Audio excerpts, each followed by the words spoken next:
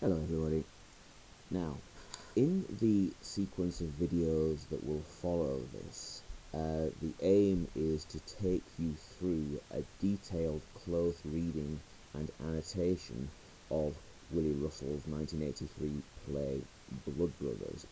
The aim in these first few videos is actually to introduce the play, to introduce some of the key theoretical ideas and concepts that underpin it, and some of the essential background information as well. Now, all of the information that you will receive here is very much geared towards an understanding of this play that functions at the highest level. It's really geared towards looking at grades 7, 8, 9, that kind of thing. And when there are ideas that are of particular quality, I will try and emphasise those to you as well. So that's what we're about. In the first couple of videos, as I say, I'll introduce some of those ideas, and I'll also look at the first couple of short sections of the play, because they already will start to be illustrating some of the key themes that I'll also be talking about. So, without any further ado then, let's begin now with a few initial thoughts. There's 3 questions on there. What is suggested by the title? Anything suggested by the author's name? And does the year of publication have any particular associations for you? Do we know anything about what was going on in the world at the time?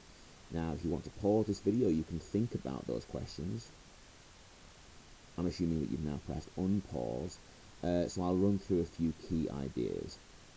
So, first of all then, the title, Blood Brothers. Now, under normal circumstances, if you describe someone as a blood relative, that means that they are specifically family. Not, for example, a stepbrother, but literally they share the same parents as you. You have that idea. However, the specific context of a blood brothers is something different. Blood brothers is a kind of a sort of heightened form of friendship. And it refers to the act of cutting the hand and shaking hands and supposedly sealing the friendship in blood, so that you share a little of that person's blood.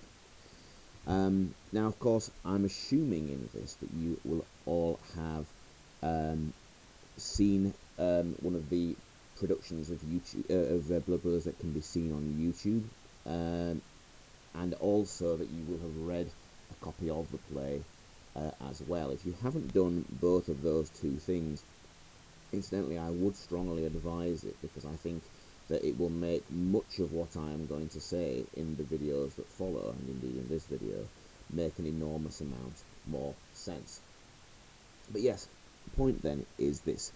Blood Brothers, the act of creating this, if you like, artificial close bond. But of course there's an irony here, because straight away, as an audience, right from the prologue, we are told that they are in fact truly real brothers. And so there's this whole irony about the fact that they, in a sense, they already are bound. The bonds that join them go deeper than mere friendship. Of course, also in the word blood, you also have that foreshadowing potentially of injury and wounding, and that's going to be an important idea, I think, to this play as well. It foreshadows damage, death, and so on. Secondly then, the author's name, Willy Russell. Now, this might seem like a very minor point, but if you think about it, Willy Russell will have been christened William, but he does not choose to go by that name. He chooses to go by Willy, the nickname, the diminutive. And it implies then, doesn't it, a level of informality, a level of approachability. Willy Russell is not going to be a playwright who is going to set himself up as a great sort of forbidding authority figure. And this is going to be a play about everyday people, not something that is going to intimidate.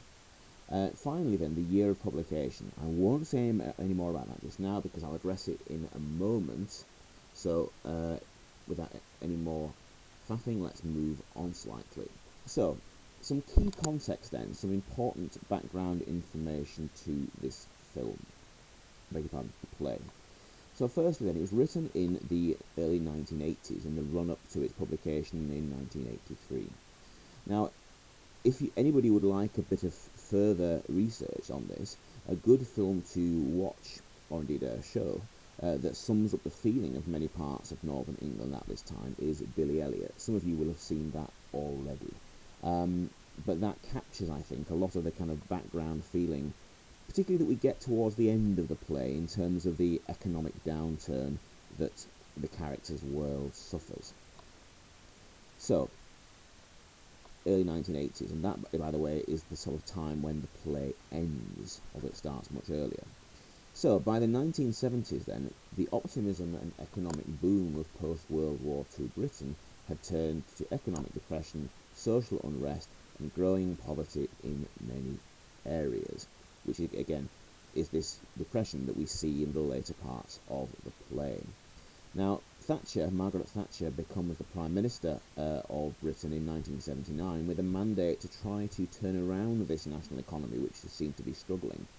But in the short term, those efforts actually caused even greater problems for many, greater unemployment, in some cases greater suffering, and she was widely resented in many parts of the country, particularly the north, and often seen as uncaring and even cruel.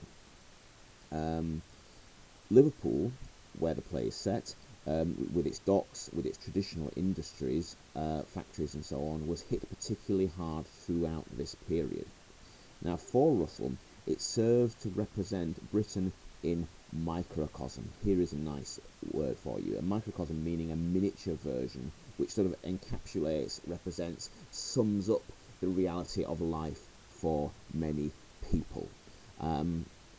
So that is just the kind of some of the key background information that's worth knowing there.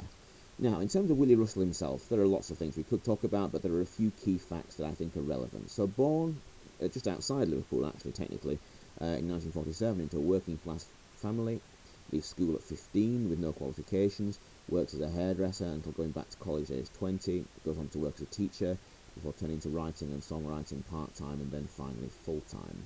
And by the 1980s, he had become highly successful, had won several awards. Some of his plays had been turned into films.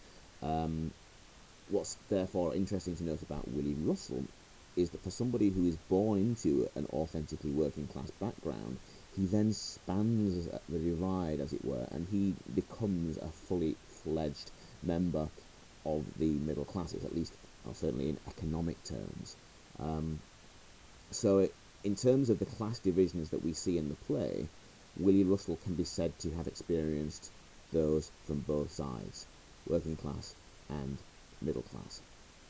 Now, one other thing that I think is worth thinking about is the time span of the play, because I think when we're talking about, or talking a little bit later about Willy Russell and his purpose and his intentions for writing the play, I think this is relevant.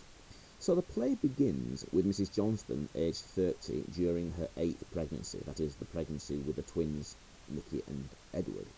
We can assume that this first Marilyn Monroe song, where we meet her, therefore takes her back to perhaps her late teens, so meeting her husband and before the previous 7 pregnancies. So that would be a reasonable sort of assumption. It's not precise, but it doesn't matter. Moving forward then, Mickey, aged 18, i.e. 18 years after the beginning of the play, is jailed for 7 years for the failed robbery of a petrol station with Sammy, although he is released early, so he must die in his early to mid-20s, and by the same logic, if it's sort of 20 plus years later, she must be in her early to mid-50s.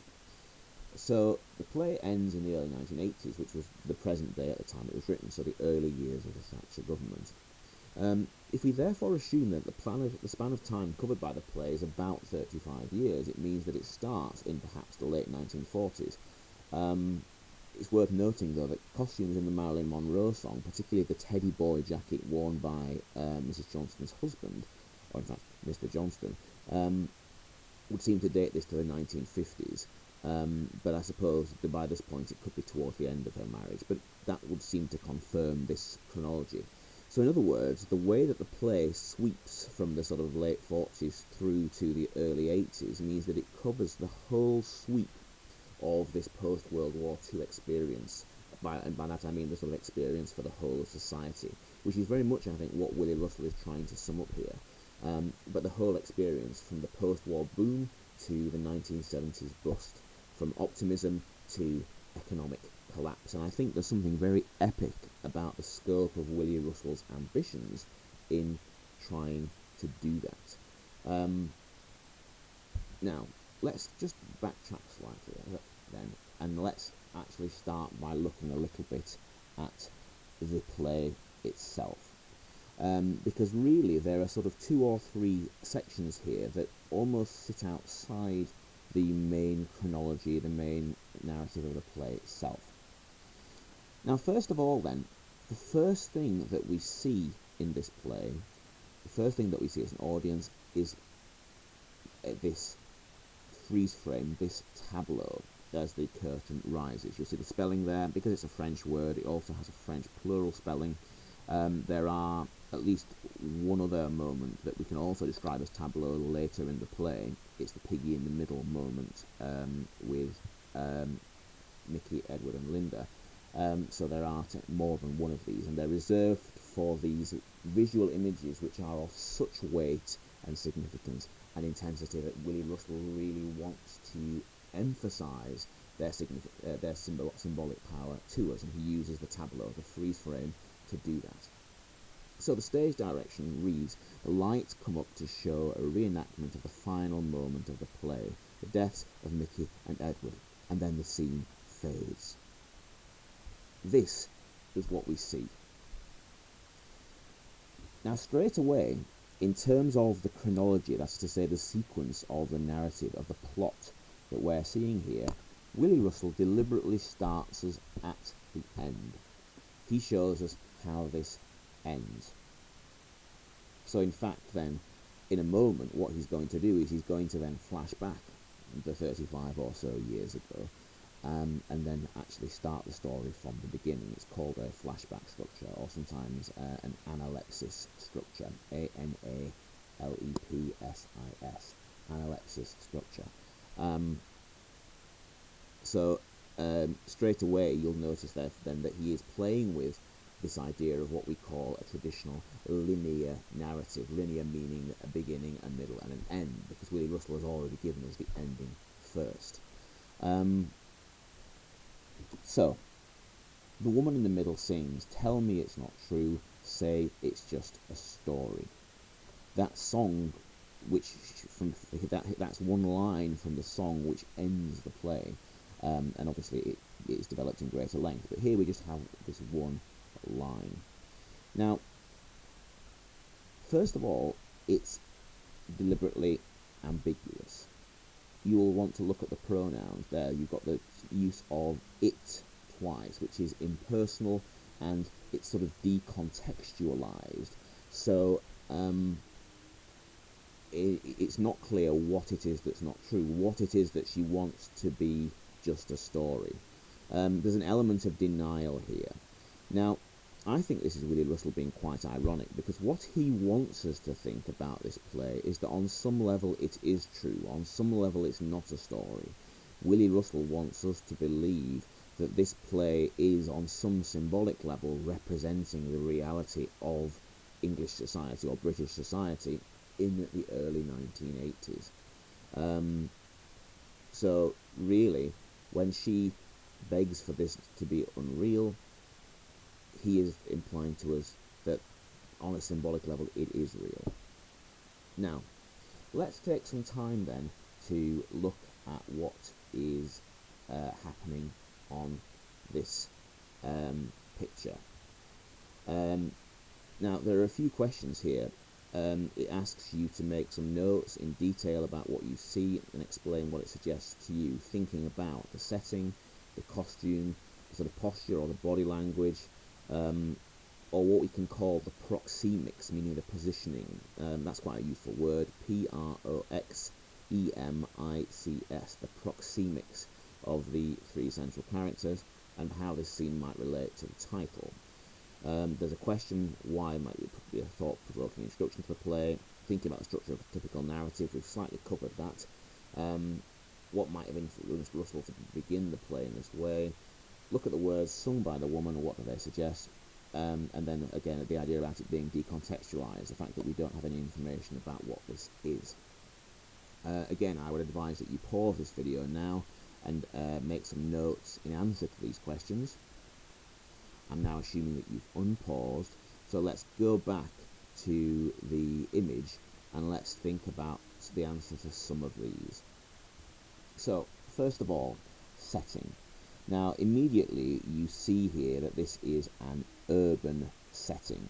You see that there's a sort of cityscape in the background. In fact, that is Liverpool. It's famously, I think, the Liver building is the big building that you see there to the left, which is one of the big landmarks along the River Mersey there. So straight away we're talking about a setting that is urban, that is seemingly modern day. You can see brick-built houses, for example, there to the left. Now, in terms of costume, well, there's a range of costume there, ranging from the narrator on the right with his black suit, black tie, to the informality or the relative informality of Linda to the left, in her jeans, in her boots, in her sort of check shirt, check blouse. Once again then, the setting sort of emphasises the way in which this play is going to try and encapsulate the reality of a wide range of society. What else then? The three central actors. Well, you see two figures on the floor holding hands. Now, you could probably have a reasonable guess that these might be the blood brothers of the title, and so straight away then the emphasis is on their bond, the fact that they are holding hands, the way that they mirror one another's body language. That's quite powerful as well. Again, emphasises that bond. And the way that there's in visual terms, a sort of triangle is created because you have the kneeling figure of Mrs. Johnston over them.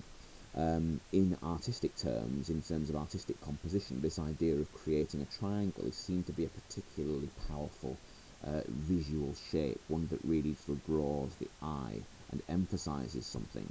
And I suppose it emphasises that the bond between the two brothers and their biological mother is going to be a dominant one in this play. Now we see Mrs. Johnston, we see her fists clenched, we see the look of agony on her face. So again, we see the picture of the grieving mother, but this is decontextualized. What we don't know at this point is any information about why this is, how it's happened. And of course, that's why Willy Russell does this. He wants to challenge us not to find out really what happens in the end, because we sort of now know, but to find out how it happens, why it happens. It's a kind of classic writer's trick as a way of hooking an audience into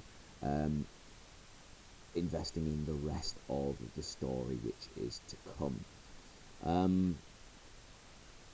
Now, I think that largely covers it, so let's leave it there, I think, for this video. In the next video, I will resume by looking at the narrator's prologue in a little more detail. Thank you.